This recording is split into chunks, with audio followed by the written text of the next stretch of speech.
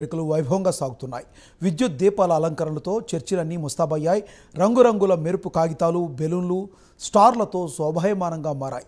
క్రైస్తవులు, రాజకీయ ప్రముఖులు పేదలకు కానుకలు, దుస్తులు పంపిణీ చేస్తున్నారు. పాటలు పాడుతూ భక్తులు యేసు ప్రభువును స్మరించుకుంటున్నారు. పలువురు ప్రముఖులు, రాజకీయ నాయకులు సెమీ క్రిస్మస్ వేడుకలు జరుపుకుంటున్నారు.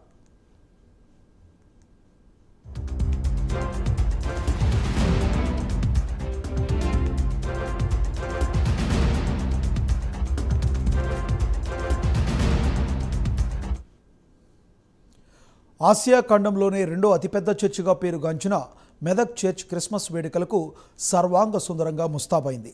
క్రిస్మస్ను పురస్కరించుకుని వేడుకలను ఘనంగా నిర్వహించేందుకు పోలీసులు, అధికారులు అన్ని ఏర్పాట్లు పూర్తి చేశారు.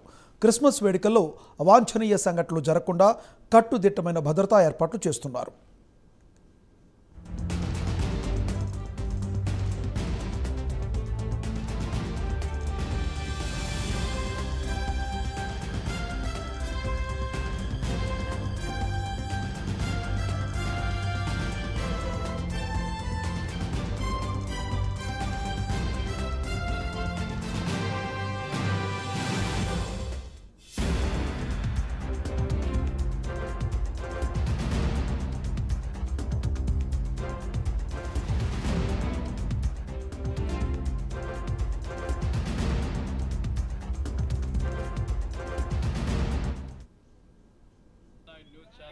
ద్వారా ప్రేక్షక మహాశయులకు ఈ 2023వ సంవత్సరం క్రిస్మస్ మరియు నూతన సంవత్సర శుభాకాంక్షలు తెలియజేస్తూ, మెదక్ చరిత్రాత్మకమైన పరిశుద్ధ మహా గొప్ప దేవాలయం ఆసియా ఖండంలోని ప్రసిద్ధిగాంచినది. 1914లో ప్రారంభించబడి 1924లో ముగించబడనగా 10 సంవత్సరాలు కట్టబడింది. అప్పుడు మిషనరీ దైవజనులు పాస్టర్ దొరగారు ఇంగ్లాండ్ దేశం నుండి వచ్చి ఈ చక్కటి దేవాలయం కట్టినారు. కరువు తాండవిస్తున్న సమయంలో ప్రజలకు ఆహార పథకం కింద ఈ మందిరాన్ని నిర్మించి ఇక్కడ విద్యా వైద్య సదుపాయాలు ఎన్నో చేసిన మహానుభావులు. దేవుడు వారి ఆత్మకు శాంతి కలుగజేయాలని ప్రార్థిస్తూ, మరి రేపటికి 99 నుండి 100 సంవత్సరాల్లోనికి ప్రవేశిస్తున్నటువంటి సమయం.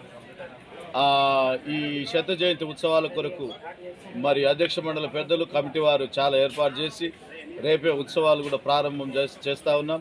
రేపు క్రిస్మస్ పండుగ ఆరాధనలు ఉదయం 4:30 గంటలకు ప్రభు బల్ల ఆరాధన, 10 గంటలకు సామాన్య ఆరాధన.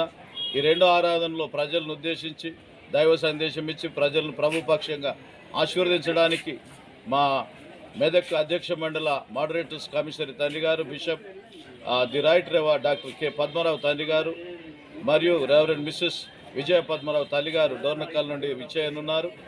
మరి వారి పక్షం కూడా ప్రజలందరికీ హృదయపూర్వక క్రిస్మస్ మరియు నూతన సంవత్సర శుభాకాంక్షలు. న్యూస్ ఛానల్ వారి ద్వారా ప్రేక్షక మహాశయులకు ఈ 2023వ సంవత్సరం క్రిస్మస్ మరియు నూతన సంవత్సర శుభాకాంక్షలు తెలియజేస్తూ